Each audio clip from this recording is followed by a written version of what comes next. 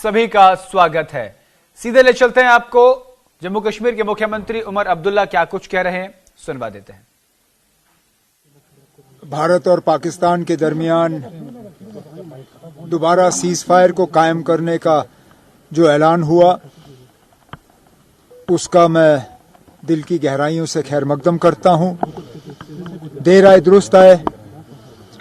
2-3 दिन पहले आया होता तो शायद जो खून खराबा हमें देखने को मिला, जो कीमती जानें हमने गंवाई,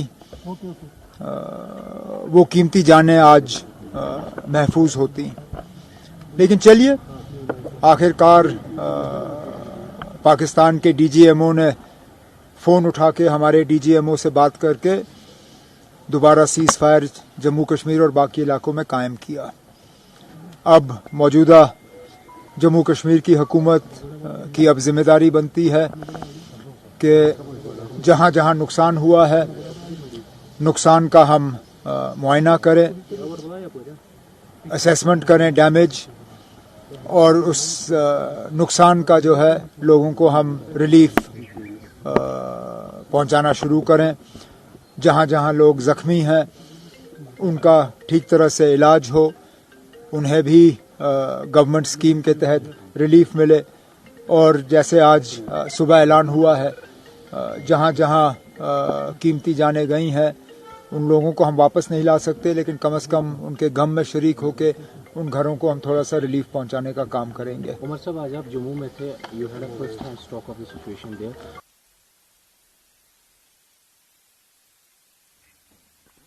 तो आप उमर अब्दुल्ला को सुन रहे थे और वो इसका खैर मकदम कर रहे थे। लगातार दो बड़े रक्षा विशेषज्ञ हमारे साथ जुड़े हुए हैं। डीके गुप्ता जी, मैं आऊंगा आपके पास, लेकिन एक छोटा सा सवाल के लिए मैं ब्रिगेडियर अनिल गुप्ता जी आपके पास आता हूं और आपसे समझना चाहता हूं। मैं और डीके गुप्ता जी अभी इसी बात को लेकर हम चर्चा कर रहे थे कि अमेरिका परसों तक कहा था, कल आईएमएफ $1 अरब का फंड पाकिस्तान को रिलीज करता है। अब अमेरिका के कान खड़े हो जाते हैं कि आईएमएफ से पाकिस्तान को बड़ा पैसा मिल गया है। जो एक रात पहले पाकिस्तान को आतंकवाद पर बड़ा और कड़ा प्रहार करने की बात अमेरिका की तरफ से हो रही थी, वो कल रात फोन पर नहीं हुई, आज सुबह फोन पर नहीं हुई है। लेकिन जैसे ही अमेरिका को पता चलता है कि पाकिस्तान के पास $1 अरब का फंड आ गया है, अमेरिका बीच में आ गया। क्या यह समझा जाए कि जो सीज फायर हुआ है बीच में, इस दरमियान पाकिस्तान अमेरिका के साथ दोस्ती के हाथ बढ़ाएगा और इस $1 अरब का इस्तेमाल रक्षा सौदों में किया जाएगा या फिर हथियार खरीदने में किया जाएगा? अमेरिका ने यहां फिर से अपना फायदा ढूंढ लिया। देखिए, कोई भी देश जो कार्रवाई करता है वो अपने नेशनल इंटरेस्ट को लेकर करता है और यूएस को एक्सेप्शन नहीं है। जरूर यूएस का इसमें कोई इंटरेस्ट है, लेकिन साफ ये कह देना कि वो एक दुकानदारी कर रहे हैं, ये सही नहीं होगा। सर, यूक्रेन में क्या किया था? आपकी बात में कुछ ना कुछ सच्चाई मुझे लगती है कि अभी देखिए, यूएसए क्या कह सकता है? यूएसए पाकिस्तान को कहेगा अगर मान जाते हैं दोनों अच्छी तरह से, माहौल ठीक हो जाता है, भाई देखो आपने जो चीनी इक्विपमेंट ली थी, आपके डिफेंस इक्विपमेंट बहुत कमजोर है, आप हमसे खरीदिए, हमें ये, तो इस प्रकार की बातचीत होगी, इसमें कोई दो राय नहीं है। लेकिन ये जो पैसा अगर आईएमएफ से मिला है, ये वॉर फाइटिंग के लिए या पाकिस्तान की आर्मी या एयरफोर्स को रिवाइव करने के लिए मिला है। ब्रिगेडियर साहब, मैं माफी के साथ आपको रुकूंगा। रक्षा मंत्रालय की प्रेस कॉन्फ्रेंस हो रही है, इस पूरे मसले को लेकर के क्या कुछ कह रहे हैं, सुनवा देते हैं। हमारे S-400 व ब्रह्मोस मिसाइल बेस को नुकसान पहुंचाया, जो कि बिल्कुल गलत है। दूसरा, उसका ये भी मिस इन्फॉर्मेशन कैंपेन था कि हमारी एयरफील्ड जो कि सिरसा, जम्मू, पठानकोट, बठिंडा, नलिया और भुज में है, ये उसका मिस इन्फॉर्मेशन भी बहुत गलत है। तीसरा, पाकिस्तान के मिस इन्फॉर्मेशन कैंपेन के मुताबिक हमारे एम्युनिशन डंप्स जो चंडीगढ़ और बियास में है, उसका डैमेज हुआ, यह भी बिल्कुल गलत है। हमने आपको मॉर्निंग ब्रीफिंग में बताया था विद फैक्ट्स एंड फिगर के साथ कि ये सारी चीजें बिल्कुल सही सलामत है।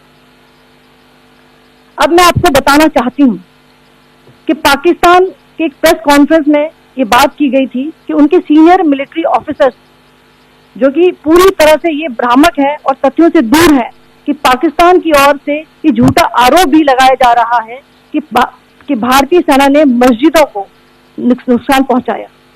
मैं इससे बिल्कुल स्पष्ट करना चाहती हूं कि India is a secular nation और हमारी सेना भारत के कॉन्स्टिट्यूशनल वैल्यूज की एक बहुत प्यारी झलक है।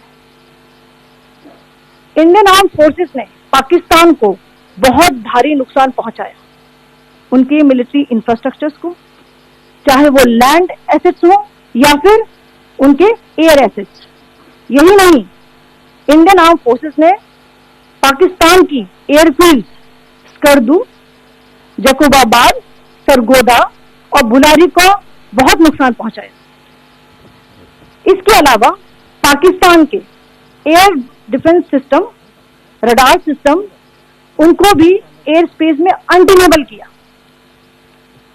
यही बताना चाहती हूं कि लाइन ऑफ कंट्रोल के पास पाकिस्तान के command and control, logistic installation और उनके मिलिट्री इंफ्रास्ट्रक्चर, मिलिट्री पर्सनल का इतना भारी नुकसान हुआ कि पाकिस्तान की ऑफेंसिव व डिफेंसिव कैपेबिलिटी को नष्ट कर दिया गया। अंत में मैं फिर से ये बात दोहराना चाहूंगी, इंडियन आर्म फोर्सेस पूरी तरह से तैयार है, सतर्क है और भारत की संप्रभुता और अखंडता की रक्षा के लिए पूरी तरह से कमिटेड है। धन्यवाद। जय Hind.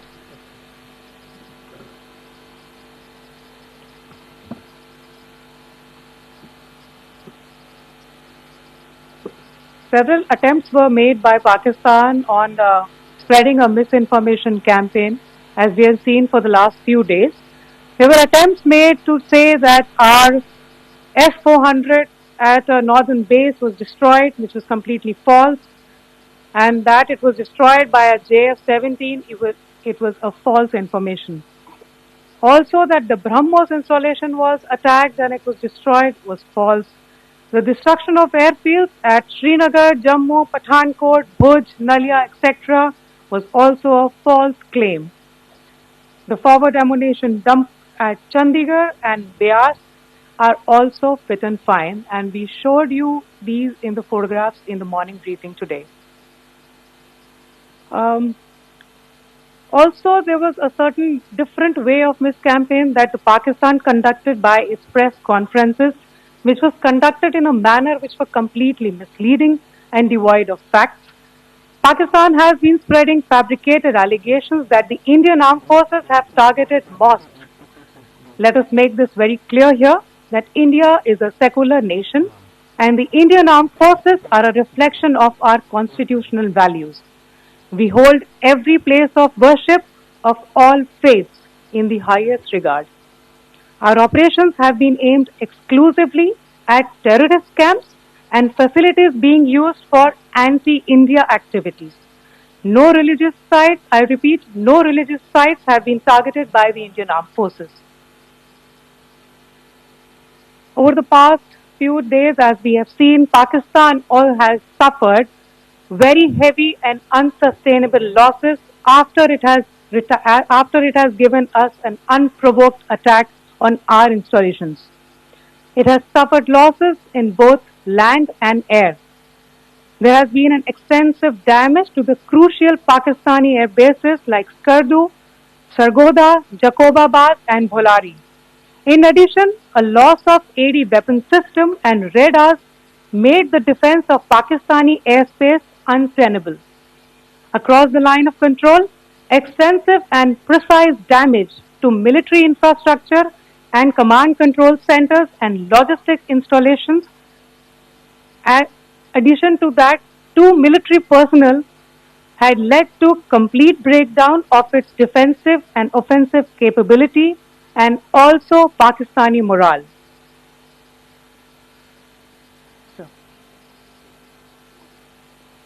In conclusion, let me reiterate that whilst we will be adhering to the understanding that has been reached today, that is the Indian Army, the Indian Navy and the Indian Air Force, we remain fully prepared and ever vigilant and committed to defending the sovereignty and integrity of the motherland. Every misadventure by Pakistan has been met with strength, and every future escalation will invite a decisive response. We remain fully operationally ready to launch whatever operations may be required in defense of the nation. Thank you very much, ladies and gentlemen. Thank you. With that, we come to the closure of this press briefing. Thank you very much.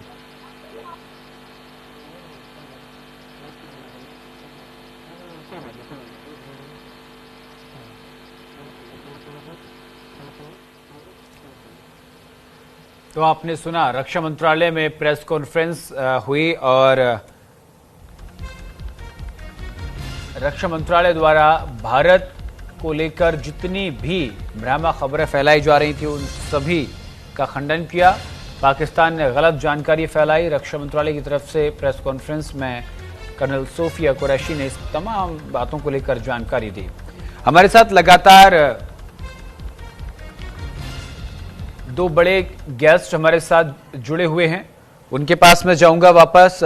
Ji doctor brigadier Anil Gupta ji, आप अपनी बात को रखिएगा, क्योंकि जिस तरीके से पाकिस्तान भारत को लेकर जितनी भी भ्रामक खबरें फैला रहा था, रक्षा मंत्रालय में प्रेस कॉन्फ्रेंस करके कर्नल सोफिया कुरैशी ने उन तमाम बातों का खंडन किया है। जी आप अपनी बात रखिए। देखिए, मैं बार बार कहता हूं कि पाकिस्तान का दूसरा नाम झूठिस्तान है। झूठ बोलना पाकिस्तानियों की फितरत में है। वो हर बात पर झूठ बोलते हैं और डिनायल मोड उनकी एक स्ट्रेटेजी है। तो इसलिए इस ऑपरेशन सिंदूर के अंदर भी पाकिस्तान ने ऐसे झूठ बोले, ऐसे नैरेटिव्स बनाने की कोशिश की कि वो किसी तरह से भी लोगों का जो माइंडसेट है या लोगों की सोच है पाकिस्तानी फौज के बारे में उसको बदल सके, लेकिन वो कामयाब नहीं हुआ, क्योंकि इस बार भारत सरकार ने बहुत ही उम्दा ये जो स्ट्रेटेजी अपनाई थी कि हर प्रेस ब्रीफिंग के अंदर वो उनके जो जितने भी उनके फैक्ट चेक्स थे उनको ठीक करते थे, झूठ को सामने लाते थे। और साथ ही साथ एक जो इन्होंने साइट बनाई थी PIB की फैक्ट चेक, उसे कोई भी आदमी, कोई भी व्यक्ति जाके उनके ऊपर फैक्ट चेक कर सकता था। तो इससे जो पाकिस्तान की कोशिश थी झूठ फैलाने की, वो पूरी तरह से नाकाम रही। और सोशल मीडिया का जो दुरुपयोग कर रहा था पाकिस्तान मिस इन्फॉर्मेशन कैंपेन के लिए, उसके खिलाफ भी बड़ी कड़ी कार्रवाई जो है भारत सरकार ने इस बार की। तो इस तरह से मैं कहूंगा कि एक बहुत बड़ी ऑल गवर्नमेंट अप्रोच रही भारत की इस मिस इन्फॉर्मेशन कैंपेन को सिर्फ अपने नागरिकों को दूर रखने के लिए। बिल्कुल।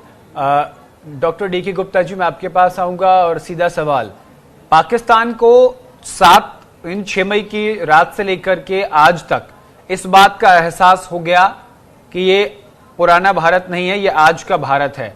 65 में, 71 में, 99 में भारत ने डटकर मुकाबला किया है और हर जगह पाकिस्तान ने मुंह की खाई है। एक तरीके से इस जवाबी कार्रवाई को भी देखा जाए तो कहीं ना कहीं अभी प्रेस कॉन्फ्रेंस भी हो रही थी, पाकिस्तान ने मुंह की खाई है, क्योंकि हमने उनके आर्मी को बहुत नुकसान पहुंचा, ये बात रक्षा मंत्रालय की तरफ से कही गई। पूरी तरीके से उनकी हर हमले का मुंहतोड़ जवाब दिया है। तो कहीं ना कहीं पाकिस्तान को समझ आ गया कि भारत से टक्कर लेना इतना आसान नहीं है, इसीलिए आज सुबह फोन किया DGMO ने। जी देखिए, भारत का इतना उग्र रूप मैं समझता हूं कारगिल के बाद भारत का इतना उग्र रूप कभी नहीं रहा है। घटनाएं इससे भी बड़ी हुई हैं। देखिए, 35 सिखों को नाम पूछ के और धर्म पूछ के मारा गया था। भारत उसमें भी स्केलेट किया था। उसके बाद जो उरी का घटना हुई थी, 26/11 घटना हुई। भारत कभी सिंधु मैटर पे नहीं गया। भारत जो है कभी एयर स्पेस PAQ को छोड़ के आगे नहीं गया। तो भारत ने इस बार एक मैसेज दिया। दूसरी बात है कि देखिए, पहले 2-3 दिन पहले जब भारत ने स्ट्राइक किया, उसके पहले काफी कोशिश हुई कि बातचीत करके इस टाइम को बाई किया जाए। उसको भारत ने सिरे से खारिज कर दिया। 2-3 स्टेटमेंट में गौर करने की बात है। जयशंकर प्रसाद ने 3-4 दिन पहले बोला कि यूरोपियन से हमको प्रीचिंग नहीं चाहिए, हमको एक भारत के लीडरशिप का एक स्ट्रांग पोजीशन दिखाता है कि अब हम इस इंटरनेशनल पावर शेयर में अपना एक शेयर रखते हैं, अब हम किसी के कहने पे नहीं चलेंगे। और इसी चीज को भांपते हुए US के भी VP प्रेसिडेंट और उनके जी मुखिया जो है, सब लोगों ने भारत को रिस्ट्रेंट करने की कोशिश की, लेकिन भारत रिस्ट्रेंट नहीं हुआ। और भारत ने सबको एक ऐसे स्टेप पे ला के तब सहमति की है जब भारत ने पाकिस्तान, इवन इस्लामाबाद से 35 किलोमीटर दूरी तक उसने एयर स्ट्राइक की है। तो उसने इतना स्ट्राइक करने के बाद और सारी चीजें मनाने के बाद अब ये देखने की बात है क्या हमारे प्रधानमंत्री जी, हमारी लीडरशिप है, क्या सिंधु जल संधि को फिर से एक्सेप्ट करते हैं कि उसको विवादित मुद्दा बना देते हैं? तमाम संधियों को होल्ड पर डाल दिया है और चुनाव के 2 गेट खोल दिए गए, यानी पहले आग बरसाई और फिर नीचे से पानी खोल दिया। और चुनाव नदी के 2 गेट खोलने का मतलब पाकिस्तान के क्षेत्र में बाढ़ आ जाना।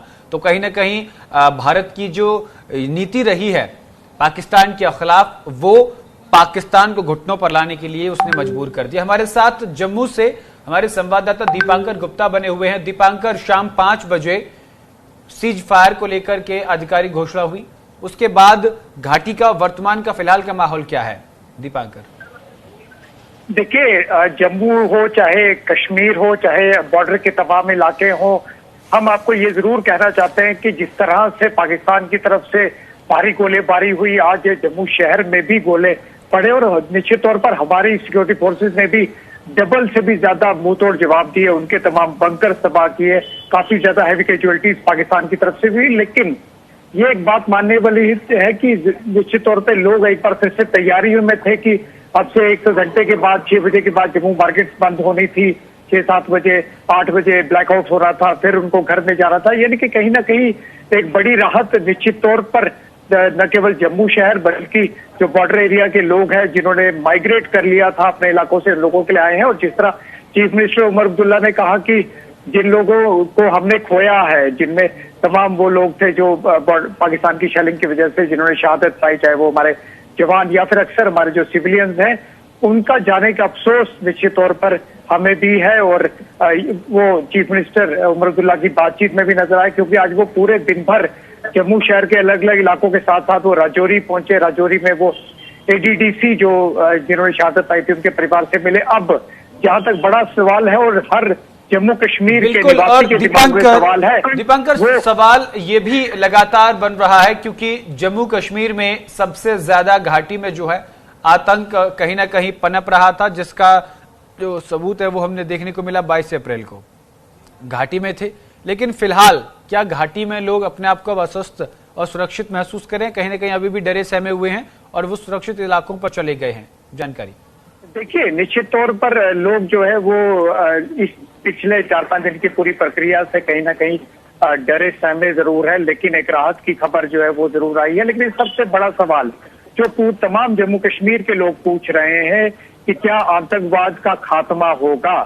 क्योंकि आप एक बात को समझिए कि सबसे ज्यादा अगर कहीं असर होता है तो जम्मू कश्मीर से होता है। अगर कहीं सफर करते हैं तो जम्मू कश्मीर के लोग सफर करते हैं, बॉर्डर के लोग, चाहे वो इंटरनल यहाँ पर हमारे जम्मू राजौरी पुंछ में अगर पिछले 3-4 सालों में देखा जाए तो सेना के काफिलों पर हमला हुआ, डांगरी में हमारे जो वीडीसी मेंबर्स हैं वो मारे गए, और लास्ट में जो पहलगाम का हुआ वो था। अब जरूर भारत सरकार ने एक बहुत बड़ी एक ऐलान किया है कि इसके बाद अगर कोई भी आतंकवाद की घटना होती है तो उसे सरकार एक्ट ऑफ वार मानेगी।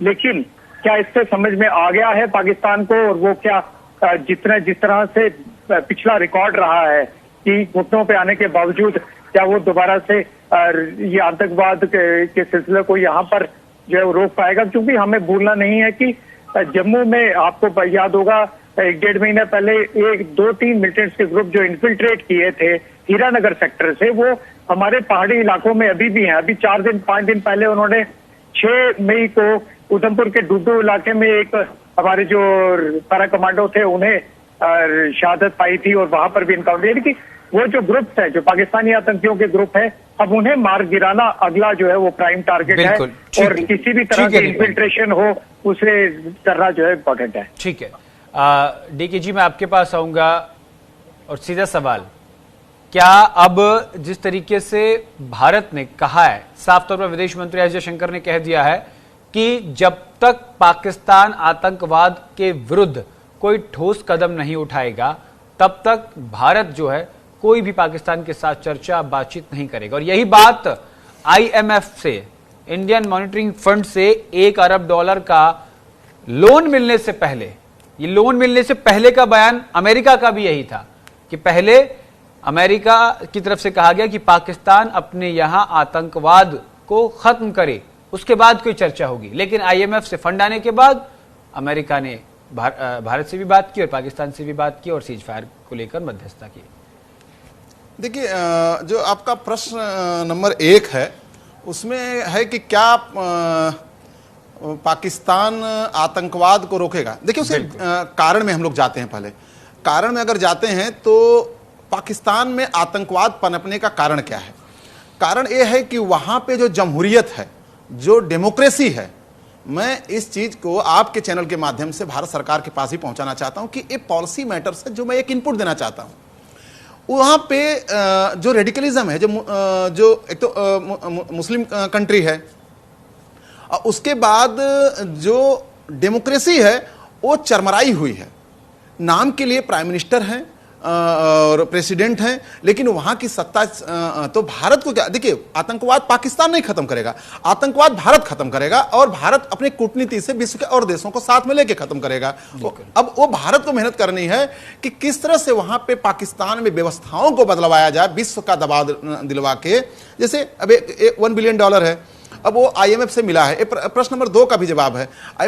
तो IMF और वर्ल्ड बैंक या एशियन डेवलपमेंट बैंक, इनमें जो पैसे भारत सरकार जो राज्यों को मिलते हैं, उनकी जो वोटिंग राइट्स होती है वो उसी तरह से होती है जैसे हमारे यहाँ नोएडा में फ्लैट्स जो होते हैं, जिनके बड़े फ्लैट्स, उनको ज्यादा वोटिंग राइट्स है जी। इस तरह से वहां पे जिसका ज्यादा कंट्रीब्यूशन। लेकिन भारत ने तो गुप्ता जी, भारत ने तो लगातार इसका विरोध किया है, और भारत ने IMF से कहा भी है कि जो फंड आप पाकिस्तान के रिलीज कर रहे हैं, ये फंड वो वहां के विकास में नहीं बल्कि आतंकवादियों को पनपाने में या फिर आतंकवाद फैलाने में इस फंड का इस्तेमाल करेगा। देखिए, भारत हमेशा ये कहता है, भारत हमेशा वोटिंग जब होती है तो उसमें एब्सेंट हो जाता है, क्योंकि IMF के क्लाउज में आप जो है, IMF का जो रूल है जब होता है तो आप या तो नो में जवाब नहीं दे सकते, यस में जवाब दीजिए, या तो आप मीटिंग में बताइए। तो भारत इस बार भी एब्सटेन किया। भारत ने यही बोला कि इस फंड के चैनलाइज होने के चांसेज हैं। तो अब चूंकि जब वर्ल्ड बैंक जैसे अफ्रीकन कंट्री में क्या होता है, सितंबर 2024 में दरअसल क्या हुआ था, $7 बिलियन को लेकर के, $7 बिलियन को लेकर के एक ऋण की स्थिरीकरण बनी थी।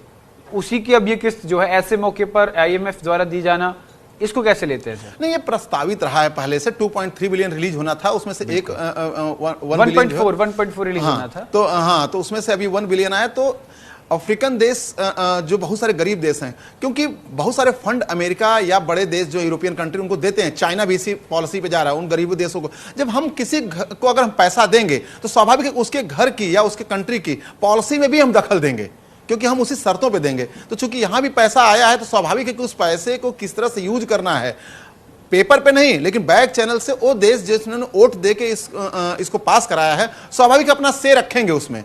तो इस फंड के आने से स्वाभाविक है कि अगर हम जब तक अगर लाई चलेगी तो ये फंड यूज नहीं होगा तो उनके हिसाब से नहीं होगा। तो एक तो वो भी कारण रहा है, और दूसरा कारण रहा है कि आतंकवाद खत्म करें। देखिए, आतंकवाद भारत को ही खत्म करना पड़ेगा। जी जी, ठीक है सर, बहुत बहुत शुक्रिया हमारे साथ स्टूडियो में जुड़ने के लिए। लेकिन सबसे बड़ा सवाल यही है कि क्या पाकिस्तान सीज फायर पर अब आमादा रहेगा, क्या भारत का अगला कदम रहेगा, और अमेरिका ने अपना किस तरीके से इसमें स्टैंड रखा है, अब ये देखने वाली बात होगी। फिलहाल के लिए इस चर्चा में इतना ही। देश दुनिया की तमाम बड़ी और अहम खबरों के लिए देखते रहिए न्यूज़ इंडिया। नमस्कार।